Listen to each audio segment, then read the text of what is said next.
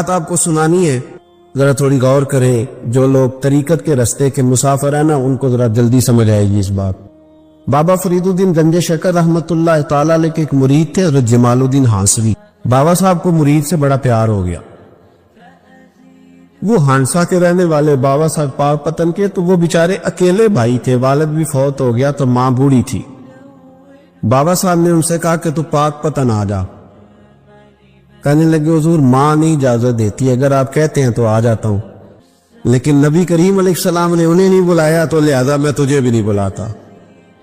لیکن پیار بڑا تھا تو بابا صاحب کہنے لگے چل تو پاک پتن نہیں آتا تو میں تو تیرے گاؤں آ سکتا ہوں. 3 سال بابا جی مرید کی خاطر اس کے گاؤں میں چلے گئے. ان بھی پیٹو جاندے نے مرید کی خاطر، پر مرید پجاروں والا ہونا چاہیے. غریب ہوتے پھر انہوں نے راہ اوکھا لگتا ہے، پھر مشکل ہوتا ہے. چلے جاتے ہیں اب بھی چلے جاتے. ماڑا ہے تو انہوں کہنا ہے تو جمعے راتی آئی سویرے 8 بجے. ہاں تو کدھر آگے. تگڑا ہے تو انہوں کہنے نے تو بڑی لیٹ آیا، تو تے راتی خواب بھی آیا سویرے. خدا بندہ یہ تیرے سادہ دل بندے کدھر جائیں. فقر بھی عیاری ہے، شہنشاہی بھی عیاری. میرے بھائی سنیں، بابا صاحب نا 3 سال مرید کے ہاں چلے گئے. 3 سال ہانسا میں آپ نے قیام فرمایا. 3 سال. والدہ تو ان کی جلدی انتقال کر گئے، لیکن بابا صاحب وہیں رہ گئے. تو حضرت جمال الدین بڑے خوبصورت تھے، بڑے پیارے تھے، ویسے بھی ادائیں بڑی اچھی تھی ان کی، عالم فاضل. حضرت خواجہ بہاؤالدین زکریا ملتانی ایک دفعہ پاک پتن آئے بابا فرید صاحب کو ملنے، تو انہیں جمال الدین ہانسوی پسند آ گئی. انہوں نے ملتان جا کے بابا فرید کو خط لکھا کہ میرے سارے مرید اور خلفاء لے لے، پر اپنا جمال الدین مجھے دے دے. تو بابا صاحب نے جواب میں ایک کی جملہ کا اور بڑا شاندار کہا. کہنے لگے بہاؤالدین حد کرتے ہو، کبھی کسی نے اپنا جمال بھی کسی کو دیا ہے؟ وہ تو میرا جمال ہے، یہ بھی کبھی کسی نے کسی کو دیا ہے؟ اللہ اکبر. انہوں نے نا کوئی روحانی کشش ڈالی حضرت جمال الدین ہانسوی کے دل. تو بابا صاحب اسباق پڑھا رہے تھے شاگردوں کو، تو حضرت جمال الدین ہانسوی آ گئے. آ کے کہنے لگے حضور میں نے ملتان جانا ہے. بابا صاحب نے فرمایا کوئی کام ہے، کوئی مجبوری ہے، کوئی رشتہ داری ہے؟ سمجھ گئے بابا فرید صاحب کے معاملہ پیچھے سے گڑبڑ ہو گیا. کیا مسئلہ ہے؟ کہنے لگے حضور میں نے حضرت بہاؤالدین زکریا سے ملنا. محبت میں شراکت داری نہیں قبول ہوتی نا، باقی معافیاں مل جاتی ہیں. ہفتے میں یہاں آیا اور تو نے سوچا ہی نہیں، تو نے قدر ہی نہیں ڈالی. تو نے یہ کیا کیا میرے ساتھ؟ ایک تاجر آیا کرتا تھا بابا فرید صاحب سے ملنے سال کے بعد. وہ آیا تو اس نے لوگوں سے پوچھا کہ وہ کدھر ہے؟ جمال الدین جس سے سلام لے کے بابا صاحب سے لوگ ملتے تھے، جو رستہ تھا بابا صاحب کی طرف جانے کا. کہا وہ تو روڑی کے ڈھیر پہ بیٹھے. وہ ملنے گئے اور جب جا کے ملے نا حضرت جمال الدین سے تو وہ رو پڑے. کہا کیا ہوا؟ کہنے لگے بس ہوا یہ کہ میں اس کی قدر نہیں ڈال سکا. جو قدر مجھے کرنی چاہیے تھی نا یار کی، میں وہ قدر کر سکا؟ میں قدر نہیں کر سکا، یہ مجھے سزا ملی. کہا ان سے کہنا معاف کر دے. وہ تاجر بڑا پیارا تھا. بابا صاحب رات کو پیر دبا رہا تھا وہ تاجر بابا صاحب کے. اس کا خیال تھا لوگ سارے جائیں گے تو بات کروں گا. پیر دباتے دباتے ساری دنیا چلی گئی، وہ بیٹھا رہا. بابا صاحب بولے، فرمانے لگے جاتا کیوں نہیں؟ جمال الدین کی بات کرنی ہے، جمال الدین کا ذکر کرنا ہے، چل کر. تو کہا حضور اب دیکھا نہیں جاتا، مہربانی فرمائے. فرمایا یار اس نے دیکھ میرے ساتھ کیا کیا ہے. میں علاقہ چھوڑ کے یہاں آیا اس کی خاطر، اور کہتا ہے میں نے آگے جانا ہے. اس نے توجہ ہی نہیں کی، اس نے میری محبت کو سمجھا ہی نہیں. فرمایا اسے کہنا میں اسے بھولا نہیں، میں روز اس کے لیے دعا کرتا ہوں. جا تو کہتا ہے تو اسے لے آ.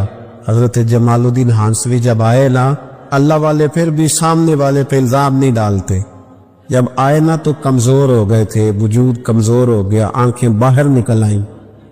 تو حضرت بابا صاحب انہیں دیکھ کے نا انہیں پھر بھی کچھ نہیں کہا. کہنے لگے فرید الدین، اپنے آپ کو مخاطب، فرید الدین یہ تو نے کیا کیا؟ کوئی اپنے جمال کا اس طرح کا حال بھی کرتا ہے. ان کو جب معافی ملی تو وہ رو پڑے. کہنے لگے حضور میرے لیے دعا کرے، اب میں رضا میں ہی پردہ کر دوں. ان کا انتقال ہوا اور بابا صاحب نے خود جنازہ پڑھایا. سنو بخاری شریف، سنو بخاری، صحیح بخاری. حضرت عمر فاروق رضی اللہ تعالیٰ عنہ فرماتے میں تورات پڑھ رہا تھا. نبی پاک علیہ السلام مسجد نبوی میں آئے تو میں تورات پڑھ رہا تھا، تورات۔ حضور نے آتے پوچھا عمر کیا کر رہے ہو؟ یا رسول اللہ صلی اللہ علیہ وسلم تورات پڑھ رہا ہوں جو حضرت موسیٰ علیہ السلام پہ نازل ہوئی اللہ کی کتاب۔ نبی کریم علیہ السلام حضرت عمر کہتے ہیں کبھی مجھ سے ناراض نہیں ہوئے، پر آج حضور ناراض ہو گئے، چہرے پہ جلال آیا، اور محبوب کریم نے فرمایا عمر مجھے اللہ کی عزت کی قسم اگر آج حضرت موسیٰ حیات ظاہری میں ہوتے تو میرا کلمہ پڑھ کے میری فرما برداری کر، اور تو ان کی کتاب پڑھ رہا ہے، ان کی کتاب۔ مسلمان کو کسی اور طرف نکلنے کی اجازت، یہاں تو گھر میں بھوک ہونا تو بندہ پڑوسی کے گھر سالن لینے جائے، اور اگر ہر چیز تجھے اپنے گھر ملے، ہر خیر تجھے ملے، پھر تو دائیں بائیں کیوں جائے؟ کس لیے جائے؟ تھوڑا سا اپنے اندر استقامت پیدا کریں، دین کی تہذیب کو بچائیں۔ رحمت اللہ علیہ درویش تھے دلی کے، بہت سارے لوگ مرید تھے، ایک بڑا خدمت گزار مرید تھا، مزدوری کرتا تھا، غریب تھا، تو 6 بیٹیاں تھیں اس کی۔ حضرت صاحب کے پاس روز آ کے کہتا حضور بچیوں کے لیے دعا کرے اللہ کوئی اسباب پیدا کر دے، ایک بچی کی شادی کا خرچہ 1000 دینار ہے اور میں غریب، وہ حضرت صاحب دعا کر دیتے۔ خانقاہ شریف کے تھوڑے ہی فاصلے پر حضرت جہاں بیٹھ کے مریدوں کی تربیت کرتے تھے، اس سے تھوڑا ہی فاصلے پر نا ایک عیسائی رہتا تھا، بڑا مالدار تھا، بڑی سارے اونٹ، گائیں، بھیڑ، بکریاں رکھی ہوئی تھی، اور حضرت شریف الدین رحمت اللہ علیہ کی بڑی مخالفت کرتا تھا۔ اور یہ جو آپ کا غریب مرید تھا یہ اس کا پڑوسی تھا، ایک دن بلا کے نا ان کو کہنے لگا کہ تو کدھر جا کے جو ہے وہ ٹکرے مار رہا ہے، وہاں سے کچھ نہیں ملنے والا، وہ تجھے کیا دیں گے جن کی خانقاہ خود چندے پہ چلتی ہے، مدرسہ چندے پہ چلتا ہے، مسجد نماز کے بعد۔ حضرت صاحب نے نا سر پہ کپڑا لیا، اس عیسائی کے دروازے پہ دستک دی، وہ باہر آیا، فرمانے لگے لوگ تو سوچ سمجھ کے ملازم رکھتے ہیں، تو نے بھی تو سوچ ہی لیا ہوگا تبھی تو مجھے آفر کی ہے، تو اپنی آفر پہ قائم ہے، واقعی مجھے رکھ لے گا اور 6000 دینار دے دے گا؟ کہنے لگا جا بابا کام کر اپنا۔ فرمایا نہیں، تو نے اتنے لوگوں میں بات کی، اتنی بحث ہوئی، تو قائم ہے؟ کہنے لگا میں تو قائم ہوں پر آپ نے نہیں قائم رہنا۔ فرمایا میں سوچ سمجھ کے آیا۔ اس نے کہا آپ ڈیوٹی کریں کہ بحثوں کو چارہ ڈالیں گے؟ فرمایا ایک شرط، بس جب اذان ہو جائے نا تو مجھے رب کی نماز پڑھنے کی اجازت دے دے، باقی صبح و شام جو تو کہے گا۔ اگر اس غریب کی بیٹیاں بیائی جائے تو مجھے اور کیا چاہیے، اس کی 6 بیٹیوں کا بوجھ ہے اس کے سر پہ، تو مجھے رکھ لے۔ اللہ اکبر۔ وہ کہنے لگا چلے پہ میرے ساتھ خط بندگی کر لے، آج کل ہم اشکام کرتے، اس زمانے میں خط بندگی ہوتا تھا، غلامی کا خط، قاضی شہر کے پاس، یعنی اس کا خیال تھا کہ چلو اس کام کی بات کروں گا تو بھاگ جائیں گے۔ فرمایا چل میں تیار ہوں۔ قاضی تک گئے، طے ہو گیا، 6000 دینار دے دیے۔ حضرت نے مرید کو بلایا، فرمایا پتر یہ لے جا، جا میری بیٹیوں کو روانہ کر دے۔ کہنے لگا حضور یہ کیا کر رہے ہو آپ، کچھ سوچے؟ فرمایا جا جب تجھے بیٹا بنا لیا تو پھر میری پوتیاں تو لگتی ہیں نا، میرا حق تو بنتا ہے نا، جا کے ڈیوٹی کر، ان کو بیاہ دے۔ بات پھیل گئی، بادشاہ بھی عقیدت مند تھا، وہ 12000 دینار لے کے پہنچا۔ کیا بتاؤ ان رب کے بندوں کا دل کیسا ہوتا ہے، کیا درد ہوتا ہے، کیا رنگ۔ 12000 دینار لے کے بادشاہ آیا اور آ کے حضرت کو پیش کیے کہ حضور آپ دیں اس عیسائی کو ڈبل دیں اور جائے کام کرے۔ آپ فرمانے لگے تو پیسے دے، شرطیں نہ لگا، میرا جہاں دل کرے گا میں خرچ کروں گا، مجھے تو مزہ ہی اب آنے لگا ہے، ابھی تو لطف آ رہا ہے، ابھی تو ذائقہ آیا ہے کچھ کرنے کا، پیسے دینے ہیں تو دے، پابندی نہ لگا، جہاں میرا دل کرے گا میں۔ اس نے کہا حضور ٹھیک ہے رکھ لے۔ حضرت نے فجر مسجد میں پڑھی، جیب میں 12000 دینار تھے، اعلان فرمایا بھی کسی اور کی بیٹی بھی بیٹھی ہے تو پیسے میرے پاس ہے۔ وہ 12000 دینار بھی بانٹ دیا، اور 12000 دینار بانٹ کے نا تو پھر چلے گئے کھیت میں چارہ کاٹنے۔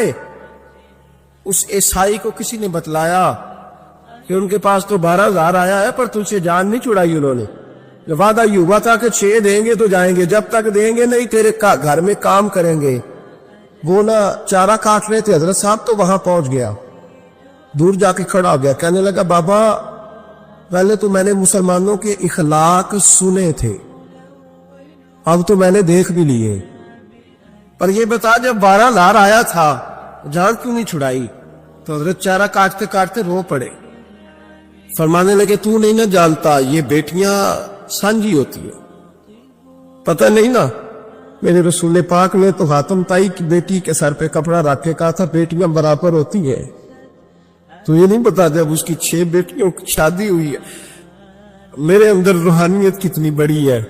فرمایا پھر 12,000 آیا ہے تو 2-4 بچیاں پھر گئی ہیں، یہ نہیں پتا میں اندر سے راضی کتنا ہوں، میں تیری نوکری کرتا رہوں گا، پتہ نہیں اللہ کتنی بیٹیوں کو بیاہ دے گا۔ اتنا رویا وہ عیسائی کے پیروں میں بیٹھ گیا، کہنے لگا بابا میں نے تیری مخالفت کی ہے پر تیرے قریب آ کے پتہ چلا ہے تو بہت اونچے اخلاق کا مالک ہے، اور اگر تیرا یہ مقام ہے تو تجھے اخلاق سکھانے والے محمد عربی کی شان کتنی ہے گی۔ امام مالک کے پاس ایک بندہ آیا، اس نے کہا حضور میں درزی ہوں، ایک ظالم بادشاہ مجھ سے کپڑے سلواتا ہے، میں تو ظالموں کا مددگار نہیں نا، ایک ظالم بادشاہ مجھ سے، حضور میں تو مددگار نہیں نا ظالموں کا، جو فرمایا ظالموں کا مددگار بھی ظالم ہوتا ہے، تو کپڑے لے کے آتا ہے میں سی کے دے دیتا ہوں، ذمہ داری نہیں صحیح۔ ایک آدمی دکاندار ہے، اس سے کوئی بندہ چیز خریدنے آئے گا تو تھوڑی کہے گا میں نے نہیں دے دی، وہ دے گا۔ کوئی بندہ اگر کسی شخص سے کوئی کام کہتا ہے جو اس کی فیلڈ ہے، اس کا شعبہ ہے، اس کا معاش کا وہ سلسلہ ہے، کہتے یا رسول اللہ صلی اللہ علیہ وسلم ظالموں کا مددگار بھی ظالم، حضور نے فرما دیا۔ تو امام مالک سے بندے نے مسئلہ پوچھا، دل کی تختی پہ لکھنے والی باتیں ہیں، کہا حضور میں درزی ہوں، ظالم کپڑے سلواتے، میں تو مددگار نہیں نا۔ امام صاحب کہنے لگے نہیں، مددگار تو وہ ہوگا جو تجھے سوئی دھاگا فراہم کرے گا، تو پورے کپڑے سی کے دیتا ہے، تو خود بہت بڑا ظالم، تو پورے سوٹ سی کے دیتا ہے، تو بہت بڑا ظالم خود ہے۔ مددگار تو وہ ہوگا جو تجھے دھاگا دے گا، جو تجھے بٹن دے گا، جو تجھے نلکی دے گا، جو ظالم سے اتنی نفرت ظلم کر کے بنتا ہے۔ یہاں تو ہمارے زمانے میں ہیرو بن جاتے ہیں لوگ، ظالم ہیرو ہے، لوگ اس سے ڈرتے پھرتے گھومتے پھرتے، اور بہت سارے کم مزاج لوگ اس کے پیچھے ہاتھ باندھ کے پھرتے ہیں۔ ظالموں کی مدد کرنا، ظالموں کے ساتھ رہنا، یہ ظلم ہے، ظلم، یہ زیادتی ہے۔ میرے نبی پاک صلی اللہ تعالی علیہ وآلہ وسلم نے ارشاد فرمایا، یاد رکھو رب فرماتا ہے میں مظلوم کی مدد ضرور کروں گا، چاہے جلدی کروں چاہے دیر سے کروں، میں مظلوم کی مدد۔ اور حضور صلی اللہ علیہ وسلم نے فرمایا ہے، حضرت معاذ بن جبل کہتے ہیں حضور نے مجھے یمن کا گورنر بنایا، جب میں جانے لگا نا تو حضور نے بڑی نصیحتیں کی، بخاری میں موجود ہے، فرماتے جب میں پلٹنے لگا تو میرے رسول نے فرمایا معاذ ایک منٹ ٹھہر جا، ایک بات میری یاد رکھنا، اس کو نہ بھولنا۔ کہا حضور کیا؟ فرمایا دیکھنا کسی پہ ظلم نہ کر بیٹھنا، کہیں تجھ سے زیادتی نہ ہو جائے۔ محبوبہ پھر حضور نے فرمایا سن میرے معاذ، میں تجھے گورنر بنا رہا ہوں، زیادتی نہ کر بیٹھنا۔ یا رسول اللہ صلی اللہ علیہ وسلم کیا ہوتا ہے؟ تو میرے کریم نے فرمایا جب مظلوم دعا کے لیے ہاتھ اٹھاتا ہے تو عرش کا مالک کہتا ہے فرشتوں پیچھے ہٹ جاؤ، عرش کا مالک کہتا ہے فرشتوں پیچھے ہٹ جاؤ، دروازے کھول دو۔ فرمایا مظلوم اور رب کے درمیان شے حائل کوئی نہیں۔ بڑے غور کے ساتھ بیویوں پر او ما ملکت ایمانہم، یا اپنی شرعی باندیوں پر، اس زمانے میں جو لونڈی خریدی جاتی تھی اس سے بھی وطی کرنا جائز تھا، اگرچہ اب لونڈیاں موجود نہیں ہیں تو یہ فعل بھی موجود نہیں، سوائے اپنی بیویوں پر یا شرعی باندیوں پر۔ فإنہم غیر ملومین، فرمایا جو یہ کام کرے اس پر کوئی ملامت نہیں ہے، اپنی بیوی کے پاس شرعی طریقے سے جائے یا باندی کے پاس جائے۔ فمن ابتغى وراء ذلك، اور جو آدمی اس کے بعد اس حد سے بڑھے، اس کے سوا کچھ اور کرے جو بندہ، فرمایا فاولئک هم العادون، یہ لوگ حد سے بڑھنے والے، جو لونڈیوں اور باندیوں کے علاوہ اپنی بیویوں کے علاوہ کسی اور جگہ گندگی کریں، یہ حد سے بڑھنے والے، حدوں کو کراس کرنے والے لوگ ہیں۔ پھر ارشاد فرمایا والذین هم لاماناتہم وعہدہم راعون، اور وہ جو اپنی امانتوں اور اپنے وعدوں کی رعایت کرتے ہیں، امانتیں ادا کرتے ہیں، وعدے پورے کرتے ہیں، اور وہ لوگ جو اپنی نمازوں کی حفاظت کرنے والے ہیں، جن میں یہ خوبیاں آ گئی، میرا رب فرماتا ہے نماز میں خشوع وضو حاصل ہو گیا، فضولیات سے بچ گئے، زکوٰۃ ادا کرنے والے بن گئے، شرمگاہ کی حفاظت کرنے والے بن گئے، امانتیں عہد پورے کرنے والے بن گئے، اپنی نمازوں کے محافظ ہو گئے۔ اللہ اکبر، قربان جائیں۔ مالک فرماتے ہیں اولئک ھم الوارثون، یہی لوگ تو وارث ہیں۔ یا اللہ کس چیز کے؟ فرمایا الذین یرثون الفردوس، یہ لوگ جنت کے وارث ہیں، یہ جنت کے وارث ہیں یہ لوگ، ہم فیہا خالدون، اور فردوس سے جنت سے نکالے نہیں جائیں گے، ہمیشہ ہی جنت میں رہیں گے۔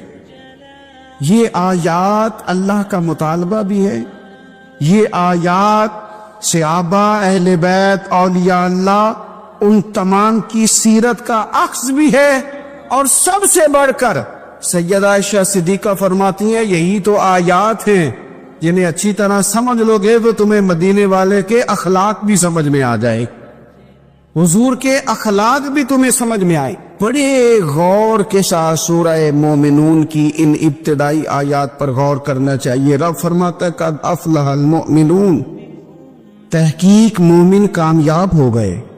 کون سے مومن؟ الذین ہم فی صلاتہم خاشعون، وہ جو اپنی نمازوں میں گڑ گڑانے والے، خشوع کے ساتھ، عاجزی کے ساتھ، انکساری کے ساتھ، ذوق کے ساتھ نماز پڑھنے والے ہیں۔ دیکھیں قرآن نے یہ نہیں کہا شروع میں کہ وہ لوگ اپنی نماز پابندی سے پڑھتے ہیں، بلکہ فرمایا وہ نمازوں میں عاجزی کرتے ہیں، وہ نماز میں خشوع کرتے ہیں، خضوع کرتے ہیں۔ نماز ہم بھی پڑھتے ہیں، ڈھیر سارے لوگ ہیں جن کا یہ مطالبہ ہے کہ میرا نماز میں دل ہی نہیں لگتا۔ پہلی بات تو یہ ہے کہ دل نہ بھی لگے تو نماز پھر بھی پڑھنی ہے، اور دوسری بات یہ کہ دل لگانے کو بھی تو کچھ انسان کے پاس چیزیں ہونی چاہیے نا، کوئی ضروریات ہوتی ہیں۔ سب سے پہلی بات یہ کہ مسئلہ نماز کا نہیں، مسئلہ اہمیت کا ہے۔ آپ نے اللہ تبارک و تعالیٰ کی ذات کی، رب کریم کے جلالت کی جتنی زیادہ اہمیت اپنے دل میں محسوس کر لی، اتنا ہی نماز کی طرف توجہ آپ کی بڑھ جائے گی۔ آپ سادی سی مثال ہے، غور کر لیں، جتنا آپ اپنے استاد کو پروٹوکول دیتے ہیں، جتنی عزت کرتے، اتنا ہی وقت پہ آپ ان کے پاس پہنچ بھی جاتے۔ اگر آپ کے دل میں اہمیت نہیں ہے تو آپ ٹال دیں گے، اور جس استاد کی اہمیت ہے اس کے فون کی گھنٹی بجتے ہی فون بھی اٹھایا جائے گا، اور بات پوری مکمل بھی نہیں ہوگی تو کہا جائے گا جیسے آپ کہیں گے، اور جو وقت وہ دیں گے ان سے 10 منٹ پہلے پہنچنے کی کوشش بھی کی جائے گی۔ بس سمجھ لیں دل لگنے نہ لگنے کا مسئلہ نہیں، اہمیت کا مسئلہ ہے۔ آپ جتنی اپنے مالک کی بارگاہ کی اہمیت سمجھ لیں گے، اتنا ہی وقت پہ مسجد آئے گی، اتنا ہی شوق سے نماز پڑھے۔ دوسری بات، نماز کے ترجمے پہ غور کرے کہ رستے پہ نہ چلانا جن پر تیرا غضب ہوا، جو گمراہ ہو گئے ان کے رستے۔ تو نماز میں جب ترجمے پر آپ کا غور ہوتا ہے تو آپ کا تو دل خود بخود لگ جاتا ہے، شوق پڑ جاتا ہے آپ کا۔ تو اتنی چیزیں ہم زندگی میں یاد کرتے ہیں، تو اگر ترجمہ بھی نماز کا یاد کر لیں اور پھر شوق سے پڑھیں تو آپ یقین کریں طبیعت کھینچی چلی آئے گی۔ ہمارے یہاں کچھ لوگ نماز پڑھتے ہیں پر بڑی لاپرواہی سے پڑھتے، کبھی ادھر دیکھتے ہیں، کبھی ادھر دیکھتے ہیں، کبھی بال سہلاتے۔ اور میں نے دیکھا ہے سجدے جا رہے ہیں تو سیانے سیانے بندے کبھی کپڑے کو چھیڑ رہے ہیں، کبھی جگہ کو چھیڑ رہے ہیں۔ میرے نبی کریم صلی اللہ تعالی علیہ وسلم نے فرمایا ان لوگوں کا کیا حال ہے جو اپنی نماز میں نظریں آسمان کی طرف اٹھاتے ہیں، رکوع سے اٹھے تو اوپر دیکھنا شروع کر دیا، کیا حال ہے ان کا۔ اور پھر حضور نے ایک موقع پر تو سختی فرمایا جو نماز پڑھتے اپنی نظریں آسمان کی طرف اٹھاتا ہے وہ باز آ جائے، ورنہ ایسا نہ ہو کہ رب اس کی آنکھیں ہی چھین لے، باز آ جائے اس کام سے۔ خشوع کے ساتھ نماز پڑھے، عاجزی کے ساتھ نماز پڑھے، اس کا دل لگا ہوا ہو نماز کے اندر۔ میرے نبی پاک صلی اللہ تعالی علیہ وآلہ وسلم کے غلام حضرت انس بن مالک رضی اللہ تعالی عنہ فرماتے کہ رسول پاک صلی اللہ علیہ وسلم نے مجھ سے فرمایا تھا کہ بیٹے نماز میں ادھر ادھر دیکھنے سے بچو، کیونکہ فرمایا نماز میں ادھر ادھر توجہ کرنا یہ بندے کو ہلاک کر دیتا ہے. ہلاکت ہے اس میں اگر تم نے ادھر ادھر توجہ کی. نماز تم مالک کی بارگاہ میں کھڑے ہو اور تم دیکھ ادھر ادھر رہے ہو. تو ایک تو نماز عاجزی کے ساتھ. پھر فرمایا والذین ہم عن اللغو معرضون، وہ لوگ جو فضول باتوں سے، لغویات سے اپنا منہ پھیر لیتے ہیں، فضولیات سے. ہمارے ہاں نا بہت سارے لوگ ایسے ہیں کہ بلا وجہ ان چیزوں میں دلچسپی لیتے ہیں جو ان کے مطلب کی نہیں ہے. ان کے مطلب کی مطلب آپ کی جیسے میں نے کہتے کیا حال ہے، ٹھیک ہے جی. بچوں کا کیا حال ہے، ٹھیک ہے. بچے کتنے ہیں؟ تو بھئی آپ کو جب پتہ ہی نہیں تھا کتنے ہیں تو حال کیوں پوچھا آپ نے؟ آپ کرتے کیا ہیں؟ آپ کا بڑا بھائی کیا کرتا ہے، چھوٹا بھائی کیا کرتا ہے، ابا جی کیا کرتے ہیں؟ بھئی آپ کے مطلب کی بات نہیں. آپ مطلب کی، مقصد کی بات کریں. بے مقصد باتوں میں الجھنے کی ضرورت نہیں ہے. دیکھیں اپنا ادارہ میں چلاتا ہوں، اپنا گھر. اب ہم کیا کرتے ہیں، جب ہم دوسرے کے کام میں مداخلت کرتے ہیں تو دو نقصان ہوتے ہیں. ایک تو اس کے ساتھ ہمارا رائے کا اختلاف ہو جاتا ہے، اور دوسرا ہمارے اپنے بہت سارے کام رہ جاتے ہیں کیونکہ ہماری توجہ دوسرے کی جانب تھی. اپنے بڑے سارے کام رہ جاتے. اس لیے بہت ساری ایسی چیزیں ہیں جن میں بلا وجہ کوئی مقصد نہیں. ہم پرانے لوگوں سے باتیں سنا کرتے تھے، ہمارے بزرگ کہا کرتے تھے جڑے پینڈ جانا نہیں، جڑے پینڈ جانا نہیں ہوتا راہ پوچھنے دی کی. لغویات میں نہ الجھے، فضولیات میں نہ الجھے، یعنی ٹو میں رہنا. ٹو میں آپ یقین کریں میں نے پرسنلی طور پہ اس چیز کو محسوس کیا ہے کہ ہمارے بہت سارے اہم حقوق صرف اس لیے مس ہوتے کہ ہماری اپنے سے زیادہ توجہ سامنے والے پہ ہوتے. سامنے والے میں نے دیکھا بڑے بڑے عجیب صدقات کرتے ہیں، خیرات کرتے ہیں، وہ کامیاب ہو جاتے. پھر فرمایا والذین ہم لفروجہم حافظون، وہ جو اپنی شرمگاہ کی حفاظت کرتے. نوجوان میری بات پر توجہ کریں. فرمایا وہ لوگ جو اپنی شرمگاہ کی، والذین ہم لفروجہم حافظون، وہ لوگ جو اپنی شرمگاہ کی حفاظت کرتے. حضور غوث پاک رضی اللہ تعالیٰ عنہ فرمایا کرتے تھے دو چیزیں انسان اپنی سنبھال لینا، ایک پیٹ اور ایک شرمگاہ. تو فرماتے تھے ولایت اس کے بڑی قریب آ جاتی. ہم نہ ان لذات میں الجھ جاتے. سیانے سیانے بندے روٹی کمر سیدھی کرنے کے لیے کھانی چاہیے، زبان کے ذائقے کے لیے نہیں کھانی چاہیے. یہ زبان کا ذائقہ لگ جائے یہ کہیں کا نہیں چھوڑتا انسان. اپنی شرمگاہ کی جو لوگ حفاظت کر لیتے، کوئی بڑے سے بڑا گناہ کرنے سے بھی بندہ کافر نہیں ہوتا. بندہ کفر کرنے سے کافر ہوتا ہے. گناہ بڑے سے بڑا کرنے والا بھی گناہگار ہے، کافر نہیں. کہ بعض گناہ ایسے ہیں جو جس وقت بندہ کر رہا ہوتا ہے اس وقت وہ مومن نہیں ہوتا. میرے نبی کریم صلی اللہ تعالی علیہ وسلم نے فرمایا جب کوئی شرابی شراب پیتا ہے اس وقت مومن نہیں ہوتا.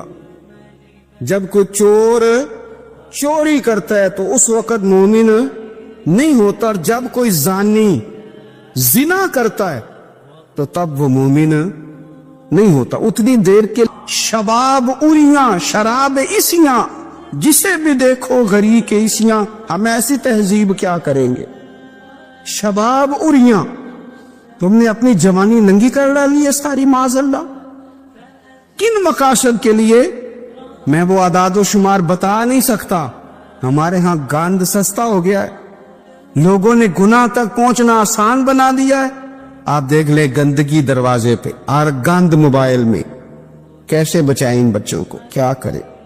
کلیجے پھٹتے. ابھی باتیں سوچتے ہیں تو سوچتے ہیں آنے والی نسل کو کہاں لے جائیں، کہاں چھپائیں، کیا ایسا کریں کہ یہ بچ جائیں. خدا را قربان جائیں حضرت عثمان غنی پر. مصنف ابن ابی شیبہ میں صحابہ فرماتے حضرت عثمان غنی نا بڑے مالدار تھے. مال آتا ہے تو لوگ عیاش نہیں ہو جاتے، مال آتا ہے تو لوگوں کی خواہشات بہت بڑھ نہیں جاتی. بڑے مالدار تھے، مالدار بھی تھے اور سونے بھی بڑے تھے. حضرت اسامہ بن زید کہتے ہیں میں نے زندگی میں اتنا سونا بندہ نہیں دیکھا جتنے حضرت عثمان غنی خوبصورت تھے. پیسہ بھی حسن بھی، لیکن فرماتے ہیں کہ حضرت عثمان غنی سب سے بڑھ کر اپنی شرمگاہ کی حفاظت کرنے والے، اور سب سے بڑھ کر صلہ رحمی کرنے والے، رشتہ داروں سے اچھا سلوک کرنے والے، حیا والے، شرم والے، پاکیزگی والے۔ آپ کا ذہن ہے، آپ صبح اٹھتے ہی ذہن بنا لیں کہ میں نے آج اتنا سبق پڑھنا ہے، آج اتنی تفسیر دیکھنی ہے، اتنی عبادت کرنی ہے، فلانی نعت میں نے دیکھنی ہے، فلاں